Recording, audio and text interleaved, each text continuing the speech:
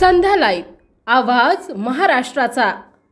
नमस्कार, मी सेजल देशमुख आणि तुम्ही पाहताय संध्या लाईव्ह। लोणंद पोलीस ठाण्याच्या हद्दीतील सालपे तालुका फलटण येथील सावता सरस्वती काळे वय 75 राहणारे सालपे तालुका फलटण यांचा कुऱ्हाडीने डोक्यात घाव घातल्याने मृत्यू झाला असल्याची फर्याद लोणंद पोलिसात दाखल करण्यात आली आहे। याबाबत लोणंद पोलिसांकडून मिळालेली अधिक माहिती अशी आहे की सालपे येथील फर्यादी मिथुन काजा काळे याचे आजोबा सावता सरस्वती काळे यांचा फर्यादीचे सावत्र भाऊ दत्ता काजा काळे, महेश राजा काळे दोघे राहणार सालपे तालुका फलटण तसेच दत्ता काळे यांचा सासरा अमित लवऱ्या शिंदे वय 35 वर्ष राहणारा मोड तालुका खटाव जिल्हा सातारा यांनी घराच्या वाटणीवरून असलेल्या वादातून आपापसात संगनमत करून सोमवार दिनांक 30 रोजी सायंकाळी 5 वाजण्याच्या सुमारास मयत सावता काळे यांना अमित शिंदे याने हाताने धरलं व दत्ता काळे याने हातातील कुऱ्हाडीने सावता काळे यांच्या डोक्यात घाव घालून गंभीर जखमी केले व महेश काळे याने दगड फेकून मारून आजोबा सावता काळे यांचा खून केला